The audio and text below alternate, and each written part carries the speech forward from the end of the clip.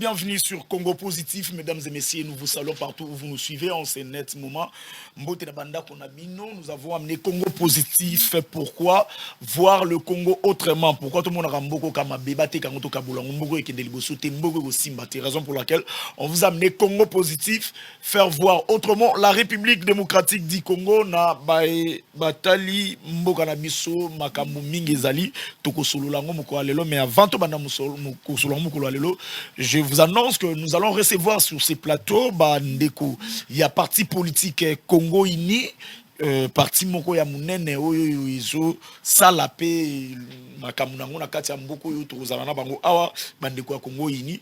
Mais avant tozalana bango, ce dernier temps, vous avez attendu tant de choses sur la gestion ya Ndeko Molendo Sakombi, sur le propos, problème, mama belé, namboka ba dossier belé entre autres, awa na plateau na biso, on avait réussi Ndeko moko ya société AVC au bazala qui awa wa pona ko se plaindre pona ko ba dossier le pango na bango, selon bango c'était le ministre Molendo Sakombi nde muto attribué ki yango Ndeko Arish ou azali indien mkolo HJ apesa ki e mabele na ye na kati ya lopango mama wana ndenge bato mususu ba oloba basali bochuana na kati ya Afrique du Sud, de raison pour laquelle to tika ngobote to yoka ki parti wana to yamba ki bango.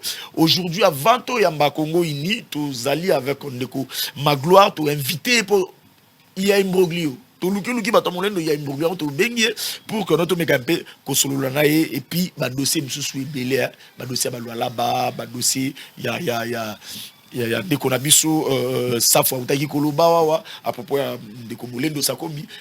Restez branchés, abonnez-vous, ma belle non, aux abonnés, aux ratés, abonnez-vous dans Congo Positif, dans YouTube, pour que non, aux anga et loco, mon côté sans plus tarder.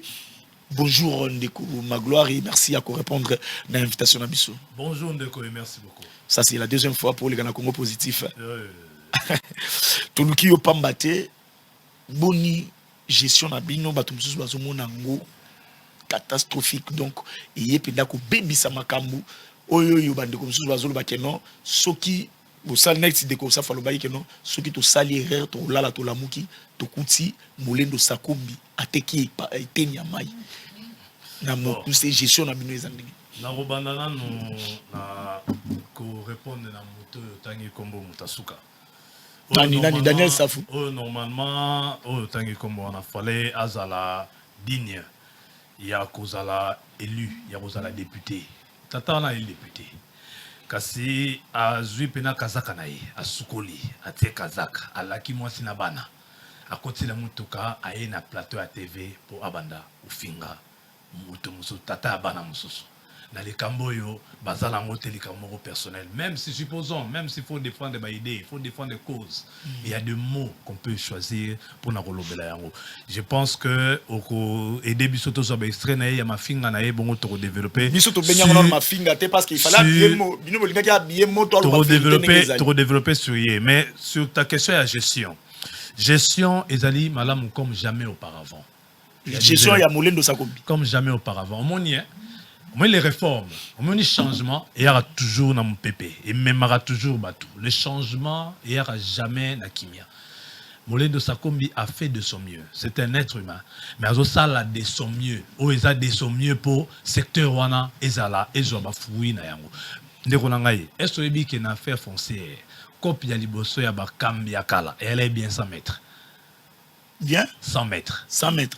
Donc le pango ezali. Concession ezalaka. Mais le ministre a dû arrêter.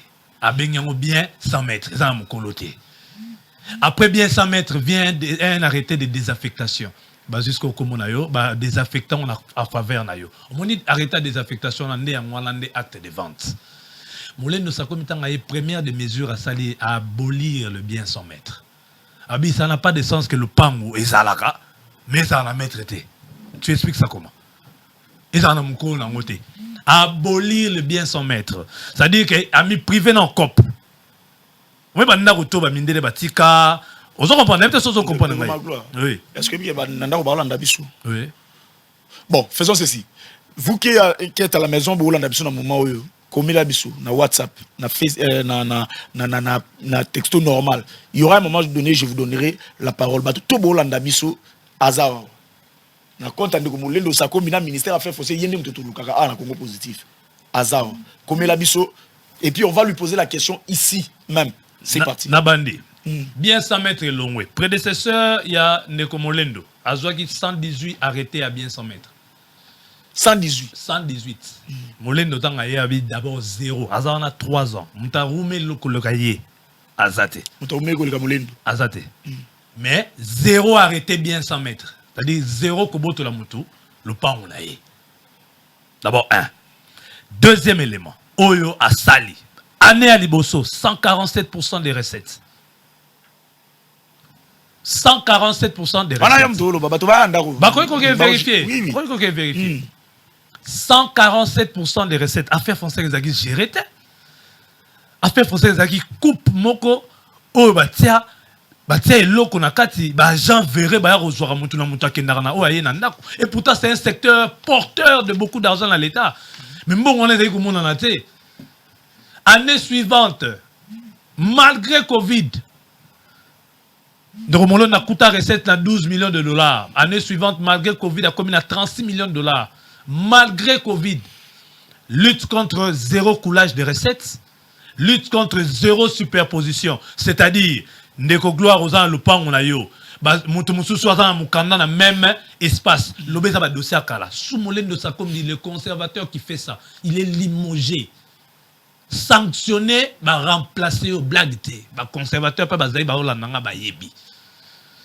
il a triplé, il a quadruplé les recettes et affaires foncières, les lots, affaires foncières, secteur affaires foncières et commune à carré.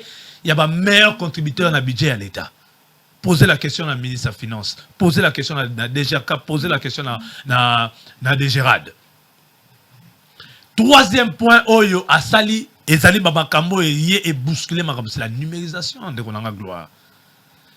Numérisation, qu'est-ce qu'on peut bien demander à un ministre si ce ne sont pas les performances? Numérisation, papa Nangaï. Administration, même si c'est administration, il y a papier. Tout ça, administration, il y a papier. Tout ça, administration, ordinateur. Début novembre, le premier certificat numérisé. À travers toute la République, numérisation est bannie. Il faut d'abord installer. Trouver les partenaires, installer les systèmes, installer les logiciels. Gloire Boé, avant le pan, Toyebi, numéro cadastral Intel, folio Intel, acheté par monsieur tel, en date de telle, transaction, les cas qui tel. Numérisation, papa Langaï. Est-ce que même les finances, pénarati les lots pour tout numériser à travers la République? Numérisation, et le Rwanda est booster la recette parce qu'il n'y aura plus de fraude. Il n'y aura plus de fraude, il n'y aura plus de superposition. Le pan, c'est bino, et ça bino. On a moulin. 3 actions mususu. Pour action mususu. Boyebi kende ko molendo mtamemi ordre de géomètre. Ordre national des géomètres. Balobi à Longolia on a 4 ya bimisi on a créé à Libanda. C'est-à-dire que les lots géomètres tout comme un conservateur Kalabazai pénalement responsabilité. Bazali peut responsabilité. Géomètre Roya a 4 bino ça va désordre. Au lieu que ba citer belé ba géomètre ça va désordre, modèle na bango 4 la mapangu, modèle ya ba venir, ba servitude. Lelo il y a un ordre de géomètre. Géomètre sali buzoba, au sali makameza minga, on peut te retirer le numéro d'ordre. Nous avons ordre des médecins, ordre des géomètres. Là c'est toujours actif, il y a papa wana.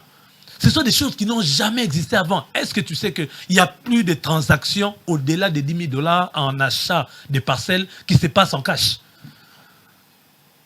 Pour permettre la traçabilité de la vente. Toute transaction au-delà de 10 000 $, les lots na Congo, il y a le PAN. Pour ça, on a la banque. Et tant que la banque. Mais place ba ba baby botoli ba tumisala o ya l'État ba na kacha faire foncier. A créé ya l'État yemo nani na Congo akenda rozwa. Et puis tant a créé ya Libanda na ndenge mongo ekota na ndenge eleka bato wana bato bazo. Ya Libanda na zanine. Nini ya ba géomètre zulu ba wana. Ordre de géomètre c'est un ordre national ba créé en Libanda. Nani ordre ti. Je parle ya nini ya fonction ba géomètre wana bureau wana comment on appelle ça na kacha. L'expertise. L'expertise plutôt. Mais expertise. Ça yango Libanda. Ndeko gloire. Conformons-nous aux normes. Il y a Mokili Mobimba. Expertise de ça partout. Qu'est-ce qui se passe? Ndeko gloire aux gens bien ils ont estimé à $1 million. OK? Mais yo, na mutu na yo, oyo otekeli boyo kani que bosala au lieu d'$1 million bo minoré pour futa ben po muki on ramène un cabinet extérieur indépendant qui certifie contre-vérification ça l'expertise non expertise après avoir le pango était comme faut expertise en ezala merci de expertise on les a makambo ya libanda te totika de ngai soko lelo nzamba sungi oke kosomba le pango na banda lungu na kasavubu yeba ke koleka par voie bancaire parce que kala bat bala ki ba minorer somi le pango na $50,000 yoke na leto bi na somina na moko le pango na somina 10,000 merci pourquoi pour na okima 3%. Oh, il faut qu'il y ait contre l'État na libérer l'État. Le ministre ya modèle wana gestion yango eza lolenge nini. Posez ce ma question na yo siko. Posez ce ma question. Tout bando l'accès siko. Dossier AVC construction. Na moderne construction. Il y a riche. Le ministre est pointé du doigt. Il y a coupé ça riche. Le pan on a 4 concession, il y a AVC construction. Et ba maman wana bazo bronzer ba document na bango na bani. Que dites-vous d'abord dans le dossier avant tout quota na Katanine? Que dites-vous dans le dossier? Non, Neko. AVC Construction. Dossier AVC Construction, c'est clair. D'abord, le ministre ne signe pas certificat le pan en moto.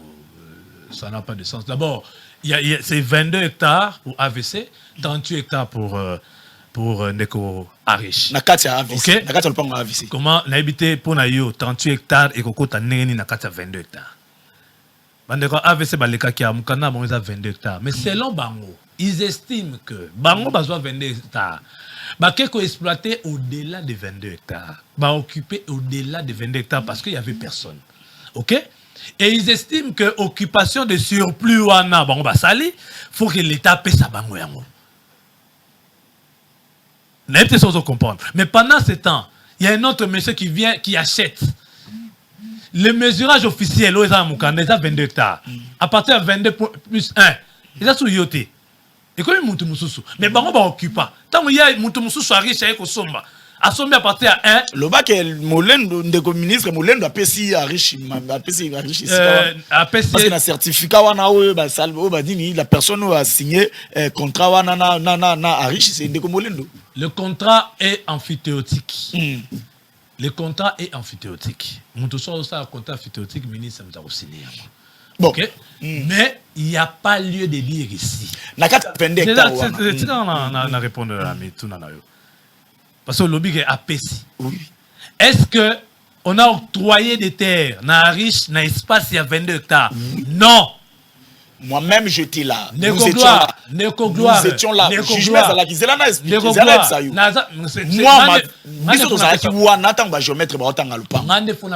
ne sont pas des géomètres qui ont été habilités. D'abord, par le ministère. Par le ministère. Et ce sont des gens qui sont aujourd'hui. Il y a un moni batiki au kimia. Moi, il batiki au kimia mikolo. Manani batiki nga kimia. Batuana. Non, non. Est-ce nazo lo bateau yoza parti na bango na osala bango. Naza parti na bango. Donc yoka ngai kasi. Donc yoka ngai na expliquer yo. Parce que yozo pesa explication c'est le yo be ngai. C'est longa été comme ici place. OK comme on a mais yo. Parce que tout moni bizela na yem sa oka sinenge zalite. Yo lobi 22 hectares. Mais na 22 hectares, tant bato na ba bandiko tanga. Nous étions là na ba caméra na bisu. Ba komi na 40 mètres. Et 400 mètres. Bakuti ari ni ya moderne construction et bandi. Baketi ba leki yango place le pango suka ki selon koki wana nenge ba pesa ki arish ya ye bandi na katikati ya le pango wana. Comment expliquer ça? OK. C'est ça, c'est juste une question. Okay. Ça va, merci. D'abord, il n'y a pas un problème dans les 22 hectares. Zoa ba extrait ya ba émission na nyonso. Tia ya batwana. Au moment que ba olobe la 22 hectares, il n'y a pas un problème dans les 22 hectares ba ko saoté. Ce sont nos amis qui sont allés au-delà. Bisika au monde qui est riche à Saliwana. Et c'est ici qu'ils ont au-delà. Oh, bon, ben, pas na bango. C'est ça que j'essaie de te dire. Et ça, au-delà, il y a oh, bango place fallait base là. Parce que si tu dis que c'est 400 mètres. OK? 400 mètres, vous êtes à peine à quelques hectares, 2 hectares. N'est-ce pas? Oui. C'est effectivement, c'est les surplus où on a 24, 25 hectares. Oh, bango, ba occupa. Les lots vont estimer que l'État il faut appeler sa bango yango. Mais Arish a somba place depuis 2020. Banda kalana ezala qui te tant Arish a bandi ko produire matière vous allez aider basala nzela ya Secomaf. Certains hommes d'affaires au bazala kata sima ya maman na biso wana ba monique lamuka espace yom to qui prend. Il y a pas un problème avec les 22 hectares Ndeko Gloire. Il y a pas un problème sinon qu'ils assignent le ministre en justice. Sinon, non, Ndeko Gloire. Sinon qu'ils assignent le ministre en justice.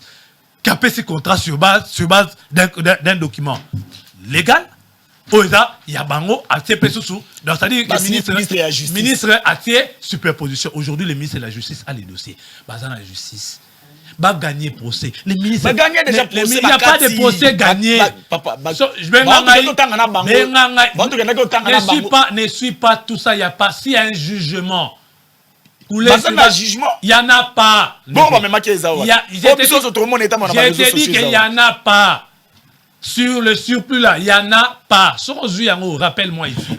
Nakoya, prototype dossier à Riche, ils sont en justice. D'ailleurs, on ne pouvait pas commenter. Qui ramène des décisions de justice qu'il faut faire exécuter. Biso Wezara Bongo. Sur Monique et Moutazate, ça 20 hectares, il y a comme 30. C'est ça qui s'est passé dans le dossier à Bandekouana. Il n'y a pas eu un acte que le ministre a posé qui les a causé préjudice sur base de ce qu'ils avaient déjà les 22 hectares. Ce n'est pas ça. Je pense même que... je ne veux pas m'attarder sur cette question-là. Non, je ne veux pas m'attarder sur cette question-là dès lors que c'est un dossier... Baké dans la justice. Tu as des éléments... Montre-moi. Bien sûr. Bien sûr. Une erreur qu'on a commise, c'est notre bien sûr. Papier, jugement. Comment est-ce que nos amis sont dans la confusion? N'a répété. 22 hectares na bango ne posent aucun problème. Ils sont tranquilles dans leurs 22 hectares. Ils sont tranquilles dans leurs 22 hectares.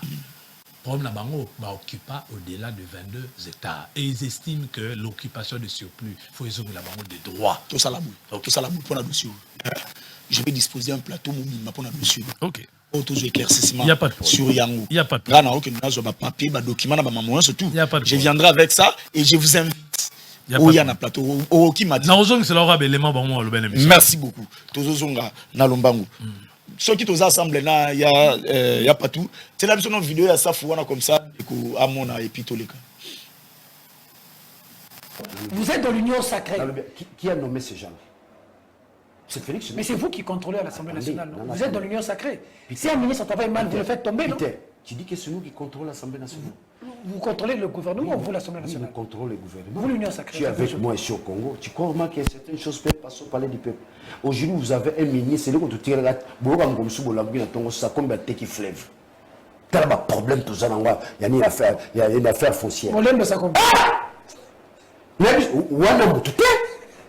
Donc, nous avons sur le ministre de niveau, nous avons Yibela. C'est là, il y a commissionnaire de la bande.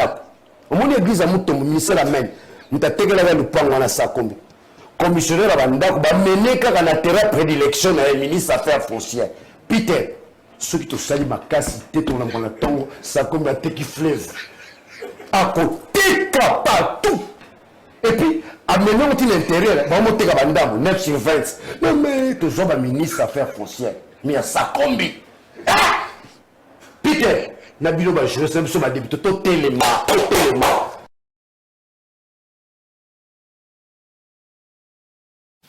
Et puis, ceux qui battent qui m'ont Sakombi à côté de fleuve. À côté de fleuve, des locaux, honorable Daniel Safoualoubi. Vrai ou faux que non, le ministre Moulin doit commettre danger pour ce pays? Namakambo na otiko epso asali danger na eza côté ni. Supposons to yo kamakambo yo Daniel Safoualoubi. To supposons moi vrai. Vous continuez à tailler éléments sur bolingi. Danger za na niveau nini? Karoté ka fleuve. Donc raté qui déjà ma place. Donc Daniel Safoualoubi pa na ye. Akanisi ke Moulin de Sakomi a roté ka fleuve. Après si biso élément nini? Pas problème, mais la justice c'est belé li kamba mama. Ne pardon. Après si c'est les manini, oezo la qui ça que Ndegomolé no sako mi akoki côté ka fleuve. Élément nini yi député national azana. Ba problème na justice. Mboko ba dossier les qui mingi na justice, il y aura toujours ba dossier ma belé. Depuis la nuit du temps. depuis avant Molendo Sakombi. Ba réforme au asali, lelo a memi loi ya sika. Le Parlement, ba réforme wana, ezali te une manière ya ko guérir problème oyo tozara nango ya babele na mboka na biso. Safou Daniel, un monsieur qui ne peut pas parler comme ça de Molendo Sakombi. Na royeb ça Daniel Safou. Daniel Safou, ma transaction non so bandé ko zo pas Molendo Sakombi, ya mbongo, c'est moi qui ai organisé ça. Ce n'est pas parce que Yambaro sur un téléphone que au pété ba câble ou ya ko finga modèle wana TV. Oh, ezande bongo. Ba transaction zo na M-Pesa na suka ngana autant to na bandal, c'est moi qui organise ça. Pardon? Na zoloba. Ba transaction zo na ba M-Pesa sur RTL Mani sur nini, c'est moi qui organise ça. Bo tinde la Daniel Safou bongo. Na zoloba. O tinde la Daniel Safou. Na zoloba, na zoloba. C'est moi qui organise ça pour le compte du ministre Sakombi. Ce n'est pas parce que Nazoloba, et ça style là Daniel Safou, et ça style là bango, et ça chantage. Excellence problème là, il y a marqué sur un téléphone T. Et comment qui m'a bé, comment qui grand son. Chaque semaine, député, chaque semaine m'appelle sur l'action ma capture au Robaye. Donc chaque semaine la chaque semaine pour avoir quelque chose. Chaque semaine. Le rôle là il y a marqué les sous-soutés, t'as la marqué loba. Yo mon élément là, il y a ça député. Si déjà lui ne sait pas brandir un document, qui va brandir? Bazo Ebisaye, il y a député, son ministre Osam Salamabé, interpellé. Au biso tu contrôleras dans le parlementaire. Monsieur, le ministre de l'économie était parti, non? Le ministre de l'économie, il a été déchu, non? Attends, le ministre de l'Union sacrée, n'est-ce pas? Il y a Daniel Safou. Mais peuple monake, pardon de vos gloires, pardon. Peuple monake, au sali, motion, sali question orale. Et mon nation est gâté, le peuple témoin. Moi j'ai des éléments contre Sakombi. Tala éléments là contre yé, tala. Naïe, va bloquer naïe. Le peuple mon na. Aujourd'hui que ah, non contrôle naïe te sur qu'on est les gâtés, mais tu es payé pourquoi? Bon, Daniel Safou. Dernier bon botinde la qui est quand? Daniel Safou, c'était au mois de juillet. Au mois de juillet. Sur de juillet, il est l'un des ministres à l'embarquer le sous. Ah, mais c'était pas il est qui? Appelle à Souk le 12 juillet. Le 12 juillet. La transaction de ça là que lié. Appelle à Souk le 12 juillet. Au tinde lié. À lobby mon à Souk dans juillet, donc il va détailler l'essentiel. Daniel Safou est député, il est payé parce qu'il doit légiférer, il doit contrôler. C'est pourquoi il est payé $21 000 là-bas. On a vu Azagina, on t'a vu sur tout ça, ça tu es Safou Nera Salaki. Ça voulait le, ça peut nous donc nettoyer. Daniel vient changer. Alors, on a $21 000 pour légiférer et pour contrôler l'exécutif. Si aller là en ligne, s'il ne sait pas même faire une question orale, Daniel Safou depuis qu'il est député, question orale Nini Sali. Si on a autant de ma colombe Daniel Safou depuis qu'il est député, loi Nini a proposé. Moussala na yangwana. Oliambongo ya Pamba. Daniel Safou député, depuis il y a Mwamba. Changement il y a même na Mwamba. Ce qui qu'on répande calomnie. Moutou a sali misala nyonso totangi ordre de géomètre. La transaction c'est comme traçable. Numérisation des certificats d'enregistrement. La titrisation. Moutou a sali ba réforme nyonso wana. Neronanga, il n'y a aucun document. Daniel Safou qui n'est pas parlement. Ça là, motion de défiance. Ça là, même un dossier, même un papier. Il n'y a aucun papier qui est. Daniel Safou n'a tout ni il n'y a aucun. Il y a si tu veux même un débat. Il n'y a aucun dossier qui est. Daniel Safou n'a tout ni il n'y a aucun dossier qui incrimine l'honorable, l'excellence Molendo Sakombi. Qui n'est pas de son niveau. À quel type musique j'aurais souhaité que Bobette élément là, Tinasuka. Tiko fin à son physique. Yo député national, yo député national. Quelle bassesse! Quelle éducation de bas étage avec cette ambiance de basse cour, on fera biso un député qui sera colombo le pamba. C'est tout ce qu'il fait. Daniel, ça sur le plan scientifique, sur le plan rationnel. Tozala, clair, Daniel a péci biso, ni en tant que député. Un message à Daniel Safou. On a un problème dans la commissionnaire. Donc, pour Daniel Safou. Mais oui, un commissionnaire, va juillet. La tête. Donc pour la Daniel Safou, les commissionnaires sont des vanipiers. À bon c'est que les lecteurs vont voter, mais les commissionnaires bazali. Comment un langage aussi léger comme ça, quelqu'un qui est appelé honorable, mais c'est déshonorable et même dégoûtant. Daniel, toi, tu as quel niveau? Toi, tu as quel niveau, Daniel? Quel niveau est au bêta sur le français, sur philosophie, français, sur Daniel, à ça, déjà, nini na vinaï. Daniel, réalisation, oh, yo, mon Daniel, à ça, là. Et là, danger, Daniel, à ça, là. Mangé belé. Mais là, on y a danger, Daniel, à ça, là. Oh, yo, yebi. Attaque député national. Non, Mambo Daniel, ça fait lobby à Kosi. À lobby, nini, à lobby, rien. Moutarotek fleuve. Comment tu peux te réveiller? Merci beaucoup. Pardon de conclure, comment tu peux te réveiller, croire qu'un ministre a attaqué fleuve? Bon, dis-moi. Par mécanisme. Merci. Merci, Ndeko Magloire. Je crois que non. Nazwa dossier à AVC, Nengo Lobby. Na lukape Ndeko Daniel Safu. Na yokaye. Nega na okita na plateau na obenga Ndeko Daniel Safu. Na yokaye. Et puis na zongi sur na plateau. Bo yokaye peut bon conseiller Azam Mokolo. Un instant. Daniel. Age comme na ngwana. Penalty tozan na ngwana ko ya sur la TV to bando finga mutu. C'est dégoûtant. Au bail c'est biso na niveau moko za na idée. To baye yo pour dans kele. Wa député papa. Oh yeba te wa député. Wa député national défendant les intérêts de tous citoyens congolais, même monto dans l'opposition, monto dans la branche handicapé tout le monde. Comment vous y a au lobby libou moi monto, libou moi besoin on a des millions. Si on peut compter l'élément. Merci libou moi des millions de dollars. Daniel au lac ça ceci. Demain ou après demain. Millions de dollars ou demain ou après. Des hommes comme ça, Nemutubazo ça la discrédit na ba chambre. Merci. Pardon de gloire na ba chambre le roi na ba chambre l'Assemblée nationale tonto landa qui on a bande confital caméra qui essaie moi Rolanda ba débat. Ce sont des bas hommes comme ça, le roi ba Daniel ça. Non, Robenga est bas homme té. Mais c'est une bassesse. Retirez quand même le mot, c'est honorable au conflit. Non, un honorable qui vient insulter les physiques. Retirez le fils de en tout cas ça non parce que c'est une bassesse. Ce que Daniel a fait c'est une bassesse. Et c'est une délinquance parlementaire. Merci beaucoup, merci. Parce que Azan a droit à Kobengi, sa ministre, à qu'on question orale avec débat, c'est lui qui est le contrôleur du ministre. Qui le convoque au Léo Yakofinga Moutou. C'est une bassesse et c'est digne de bas hommes. Daniel Safouzaï na TV. Merci. Merci.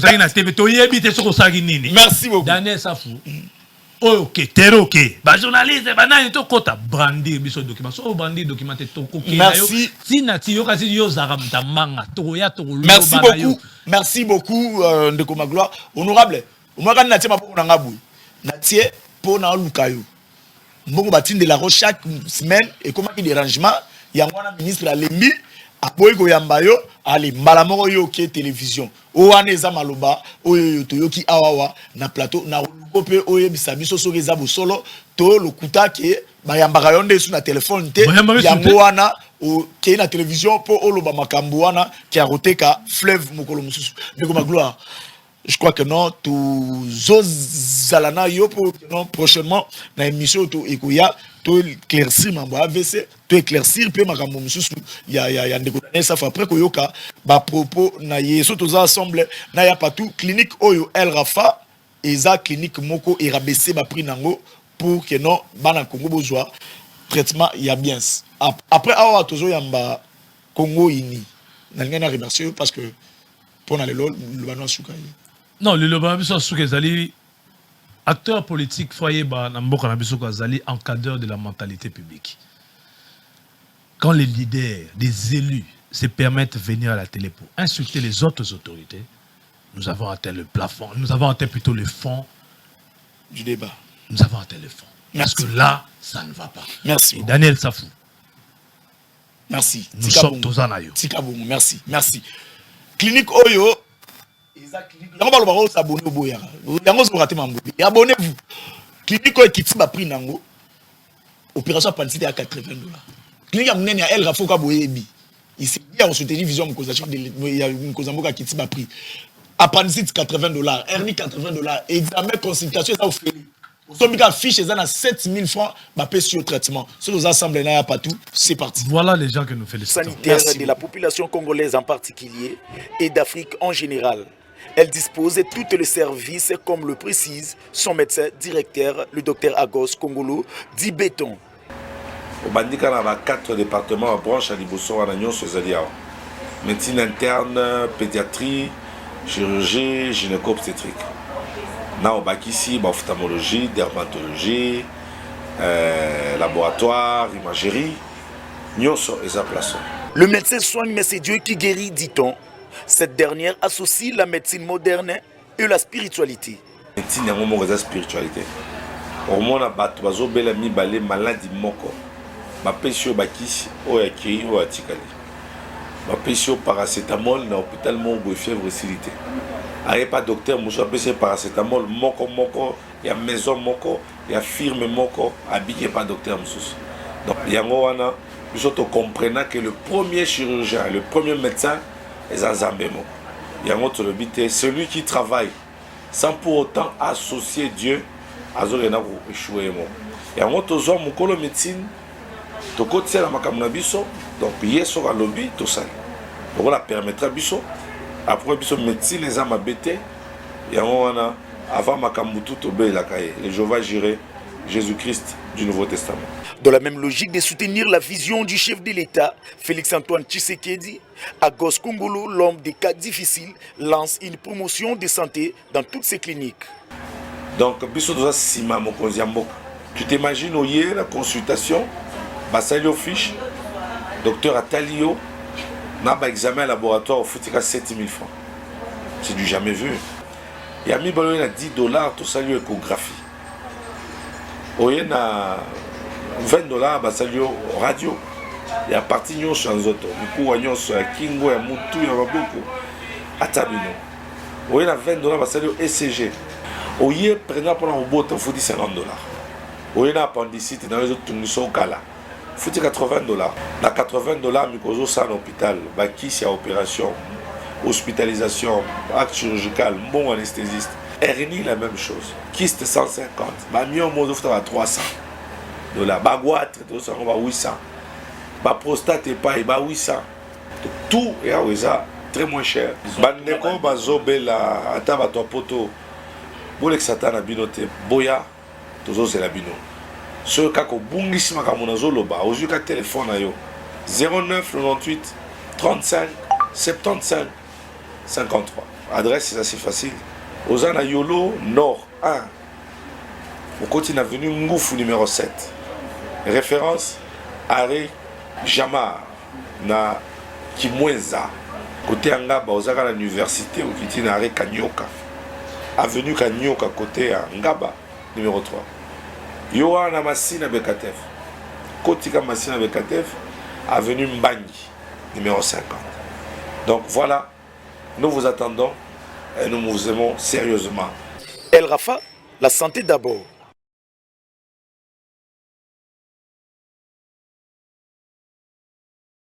Eh bien, comme Tozoeb Sabino, Congo Positif, l'émission du moment dans cette grande chaîne ZTM Télévision, je vous avais annoncé en avance que nous allons recevoir Bandeko ya Congo.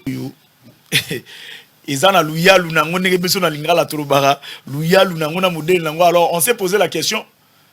Comment toye banano parti en et utiwapi et zanini et usalaboué pourquoi c'est pourquoi to bengi moko na bango lui c'est des cotisons ndombele ya parti Congo ini to kolobela maematali na bango na Congo Positif tant to annoncer aboyo vandara akimia ko zapete vandara kimia oyoka o comprendre pourquoi tant monsieur poser un parti politique non on peut profiter tant monsieur na sima succès na bango to ba secret na bango bimisa et ça lui peut que non yo peut sali à parti et comme le ya lokola Congo ini bonjour de cotisants et merci à répondre à l'invitation na biso.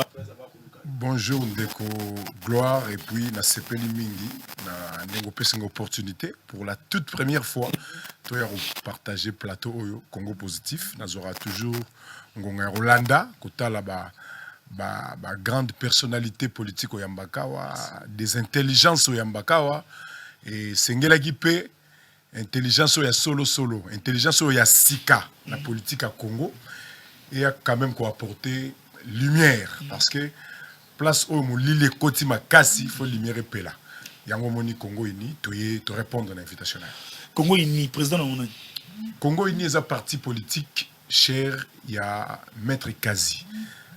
Kombo na ezali Faustin Kaziteriko Kenda. Faustin Kaziteriko Kenda.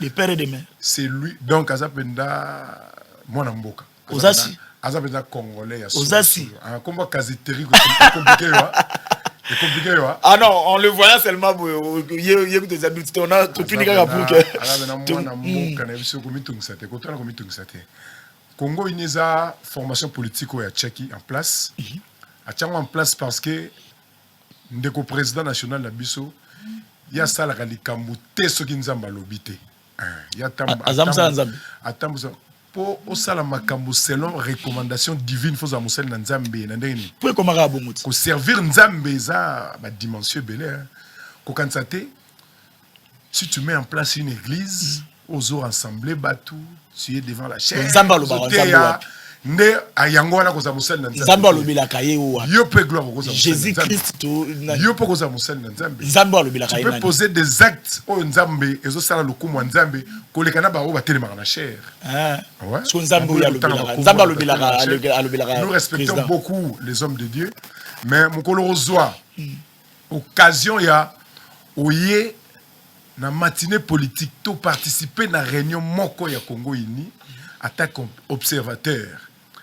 Côté on comprend pourquoi dans lobby que ndeko kaziteri kokenda asala ke logo te soki nzamba lobby te. Mais c'est parce que bobenga ngato mo ite ngamo na bundi na luki na zwa bino na benga bi. Te okoya. So bobenga ngambe na yaka ngamo na bundi na ndenge na luki na kuta biko. Okoya ba benga ka batu na table à manger soki biloko ebongami déjà na cuisine. Yango moni biloko se bongami malembe puis biloko na biso ndenge bongami eza na étape par étape. Eza une étape où biso moko nanu ba congolais ba jeunes tous à l'ensemble to yeba nini sengeli to mema na politique ya Congo oye kotisa molili makasi.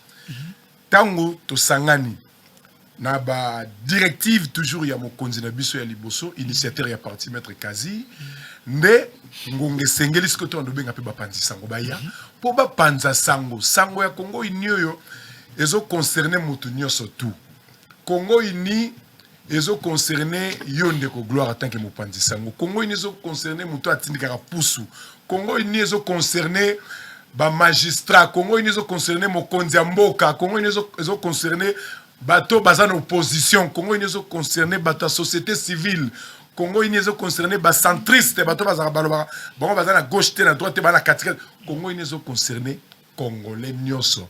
Si réellement nous sommes conscients de la situation de notre pays, si réellement donc Bilonde Bozana on comprendre bien. Bilonde Bozawana vous êtes conscient que non Congo eza mulili makambo eza bien te. Congo mulili o eza na Congo. Makambo ezo simba te na Congo.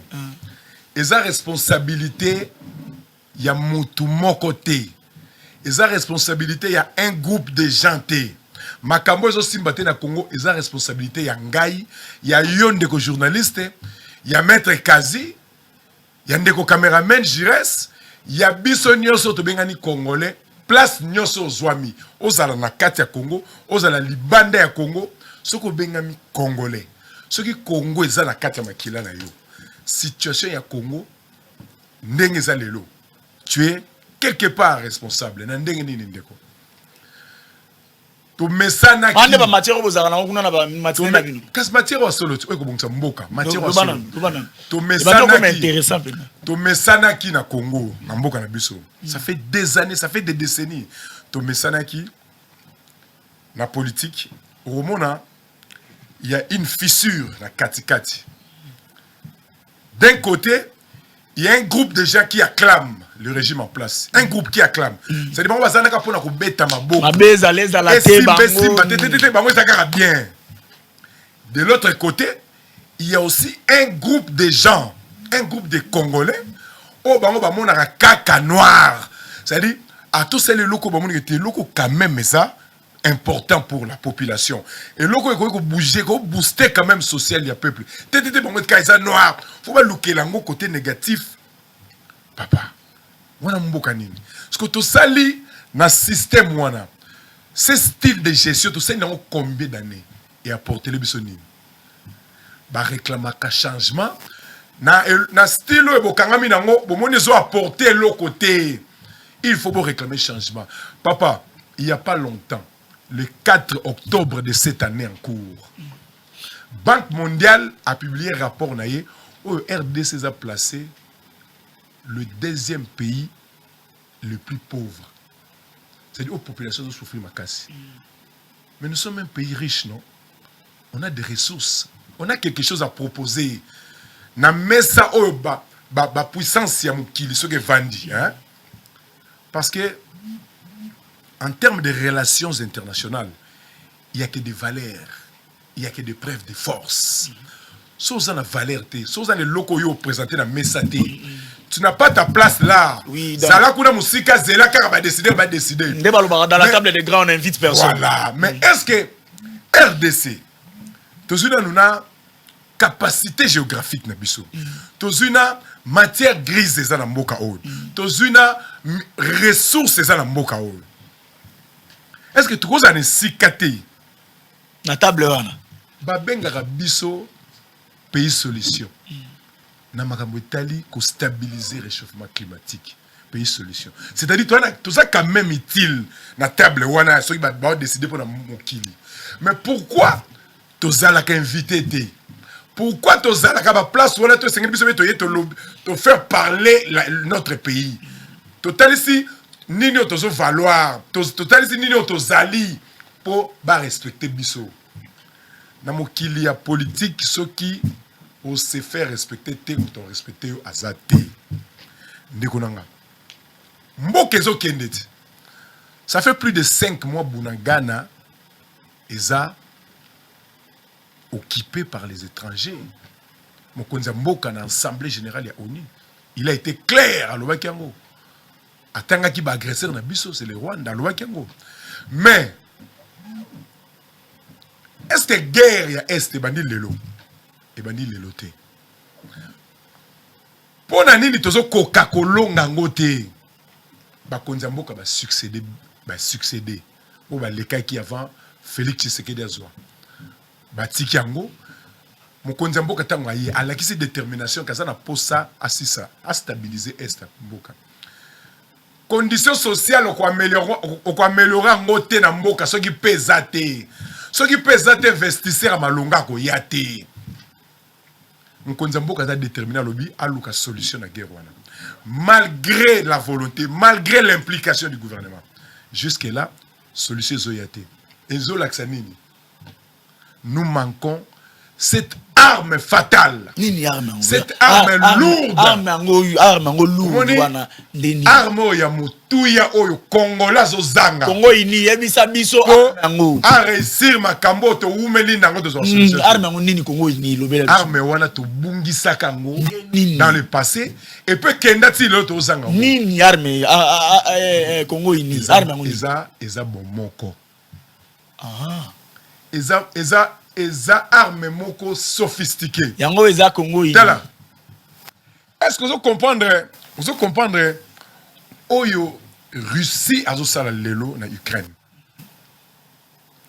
Il y a des impacts négatifs un peu partout au monde. Des impacts négatifs sur le plan économique un peu partout au monde. Mais Russie est un mboka moko. C'est-à-dire, na ba organisation mondiale, bato ba mboko esangisa ba force. Depuis Bandaki, a continuer ti lelo. Nazo soutenir en côté. Bango ba lo bara. Comment na bandeko. Bikelamu ya mokili.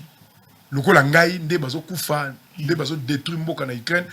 Nazo soutenir en côté. Mais c'est parce que derrière Poutine, il y a l'unité nationale. Il y a l'unité russe. C'est-à-dire, sangani mboka sangani ba okokayete. Dobana bumoko. Russie kakaye. Asungaka mokili. Mais loko yaza nango gaz. Est-ce que biso Congo tozana loko to o mokili ba mikili musu se vivaka na biloko biso salangwa. Ezate ezali. Mais aussi longtemps on n'est pas unis. Ezala pasi na mesawana oyo bato basangana ko pona ko décider sur le monde. Tous à la respecter. Yango biso tolobi boye. Congo ini tolobi boye. Mwana mboka président national na biso ndeko Faustin Kaziteri Kokenda. Tango nzamba pesi likanisi acha parti oyo na Congo asala parti oyo. ezaki pamba te ande ko douter totikala omona ye na parti politique mon côté totikala oyoka te maître Kazi mais asala bisiko esengeli na mboka apporter oya ko apporter mais nzamba talisa bité ko sunga na motema moneno zaka nango sungaka mais likambo ya Congo za likambo ya yo moko koka yango te tala likanisi na PCO tcha Congo ini tcha parti politique na mboka na yo pesa kombo Congo ini na kombo non c'est-à-dire le parti est divin na kombo inspiration wuti na nzambe na kombo wuti na nzambe ça va ko résister te il faut tcha tango tchango abane ko ndimata bi ngayo na réfléchir sur la politique du pays ou la politique du monde. Il sait très bien le faire en tant qu'intellectuel. Mais, cause actif dans le monde politique, à ça, on a noté. Il y a une hésitation, mais nous avons dit que nous avons dit que nous avons compris comment nous avons dit.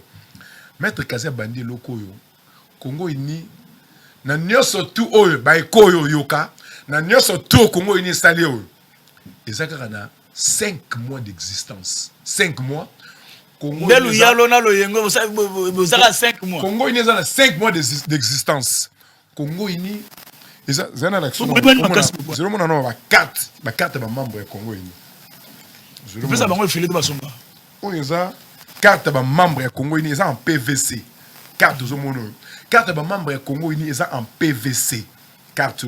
Exactement ba carte ba benga bino yaka na photo passeport ba boaki na seba oni atanya na bureau moko boye elongia mutu buzo nyata boye carte ezaka omonika ndenge na seni to kindaka ko se faire enrôler hein ça dit soko yé on dimine parce que comment il est état d'esprit soko ndimi au partager loko wana on dimi que situation Congo ko changer na ngai jeune situation Congo ko changer na ngai congolais soki na za en action au lieu que voilà au moins makanisi ya ko tchande te mission en place comme Congo positif tout le monde a Congo autrement oui. Tout ka ko lakela mboka mabe to yawa to lo ba malamu na Congo mais faut tamizaka te faut tamizaka batongo pese siko oui faut tamizaka bon to luki bino pamba c'est-à-dire bon tozingonga ya mutu na oki émission les na succès na posa na leka papa zongonga bufana na ta quelque part dans restaurant solo la na ye on comprend azanani il représente quoi on a mamba greffi ça beta ngo kitoko to boys alors devant papa devant il y a dans certaines nations devant des questions d'état bamboke se mettre ensemble na baba en opposition na baba en pouvoir pour se mettre ensemble devant des questions d'État. Des questions d'État telles que notre intégrité nationale est menacée. Une partie a payé qui et zangonga ote na goya on a ba talisa Félix Tshisekedi est talaberer na ye afa kende 2023 soya woneza ba discours et ça style politique to sali na mode des décennies et puis c'est solution na Congo te. Il faut tout changer. Ce qui est monique gratuité de l'enseignement au Mokonzemboka a bendika na constitution habito tchango en pratique pour ça y était la constitution habito tchango en pratique yo monique modèle bazo sale lango ezo simba bien te mais idée za malamu yango ba tchaka na constitution mais modèle bazo sale lango idée za bien te ozala moi idée ko sunga ozala na gestion ou pas tu peux apporter quelque chose papa yango moni mwana mboka Faustin Kazitiri ko kenda a cheba école na Kinshasa ba école Kazi School. Achebe école, oyo mwana soka ya otanga, na cadre ya ko soutenir la gratuité de l'enseignement. École na ye privé, matengo pas soutenir la gratuité de l'enseignement. Ngo la ça. Maintenant to mettre masolo Congo ini to mettre masolo ya président national initiateur ya parti Congo. Nani na yoka bien te. To mettre masolo mwana mboka Faustin Kazitiri ko kenda na masolo ya Congo ini. Donc c'est-à-dire c'est une manière et ça bizarre les sika oyo il faut to accompagner makambo bien je salema il y a ma belle personne que salami oui on peut critiquer mais ne mélangeons pas nos critiques avec certaines choses qui pour chercher à nuire. Donc si on comprend bien la personne qui si on comprend bien objectif majeur na bino Congo ini eza que congolais surtout azana bomoko Congo parti Congo ini en tant que parti politique to yebi biso surtout objectif il y a parti politique et ça le pouvoir. Soko zio bateli yango umela nango. Mais paragraphe il y a suka wana balongola. Au moins biso nyoso ngape na mopanzi sango lokwa. Au moins biso nyoso c'est dit ba comment ozoba biso na ba politique ya Congo biso peuple congolais to ndima. Bah même ça parti politique rôle objectif dans les arts qu'on soit pouvoir puis qu'on mais la nango qu'on conserve le plus longtemps possible to sukawana mais paragraphe ya motu ya balongola na yo nango et ça paragraphe au Congo ine yo zong ça dit travailler sur l'amélioration il y a intérêt commun amélioration il y a conditions sociales il y a population pouvoir voilà yo zoluka oko umela nango kaka na sentiment te oko umela nango po o apporter lolengo ya yo ya ko améliorer conditions de vie ya ko organiser société population se retrouver c'est-à-dire on a une stratégie distributive ya oyo mboka eza nango yo ndem to chama yele oyo yo pour population na kwene so azalo quoi ça congolais le quoi ressources mboka yé peut concerner azwango ta d'une manière autre là tu n'as là c'est le qu'on a manière relaxer on a présenté une carte na biso aux carte des membres Congo uni en PVC Congo uni qu'un espace en 5 mois le parti est installé un peu partout au pays on a capitale c'est-à-dire on n'a plus rien à prouver. C'est le parti politique au vrai sens du mot. C'est le parti où la jeunesse est en action. N'a pas Congo ini. Ils ont malheureusement. Zelana kendeko. Kasbo mesani ngala no baraboué.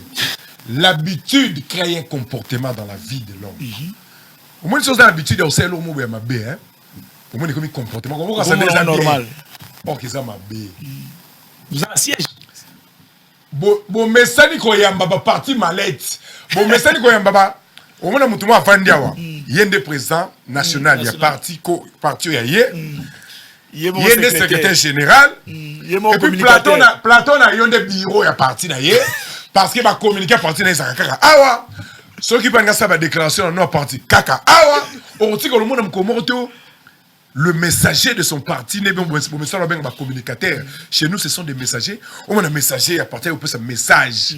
Et ça kaka, yemoko, omoni na cheno, omoni lobi na cheno, bon messani bon, bon kasandreza habitude de comportement ya malamu. Congo ini siège national na yango. Place où tozo foutre la terre, ndebo tandama na enseignement, bon venir enseignement, bolanda mo kanga o bakatele ndamo ba location te. Msukutu ba mi balé sigamo. Msukutu mi balé. Yo 3 jours. On a couleur. Nga 4 jours. Couleur boy. Biso to no papa.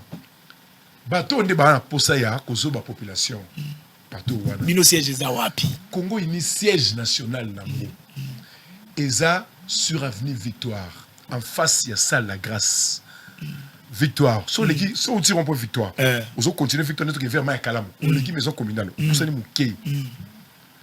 Au Komona siège ya Congo en face il y a salle la grâce. Avenue Victoire numéro A46. Ça dit ça babi siège. Babi te chambre salon mo babi babi siège te. Donc ndé bato lando boeba o balingi baza na Congo ini ba ya kuna. Soko yewana.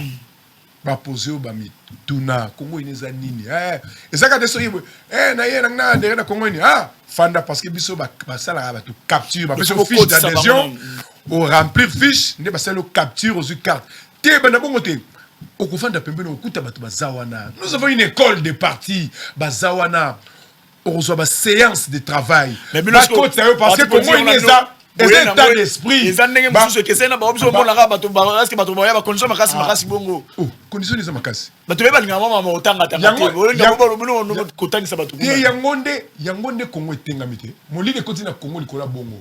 Na oto loba habitude et comme ça et comme un roi comportement la vie mutango quand c'est yangonde énorme. Pas to ni kaza ka bengi bato ba ye polo nini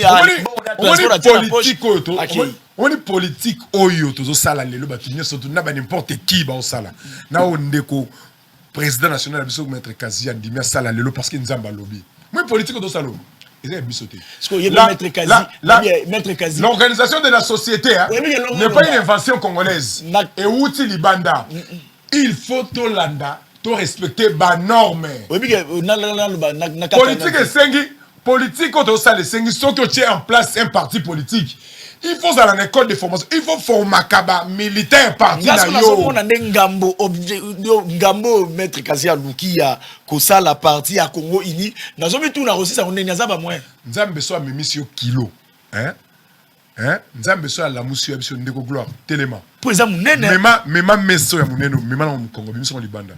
Comment comment tu donc on m'a sur des kilos, tu comment comment Nzambe comme ça on pepele. C'est-à-dire moi ngambo yozo ngambo maître Kazia. Ngana bangi la siko maître Kazia, c'est ça le problème. Ngana bangi la maître Kazia, on dirait en les mané quelque part. Lokola l'inspiration de la mise en place de ces grands projets au nom de Congo Uni reste divine cette inspiration. Aolemba tepo force na yeza Nzambe, force na yeza peuple congolais, force na yeza biso bilengo to décider. Omoni ngai ne na sabwe. Na yebi Congo positif état la partout ba to Hollanda. Oya mona elongo ya Tizon Dombele le journalmaître l'homme de Soukaina. Oya mona elongo na parti politique moko afandi be comme militant. Omoni ba kambangambo, omoni ba ngambo. Atongo na Musapi. Omoni ba ngamboluki. Atongo na Musapi. S'il vous plaît, ne nous appelez pas. C'est une de Tizon Andimi. Na landanzela ya maître Kazi. C'est parce que j'ai trouvé quelque chose d'intéressant.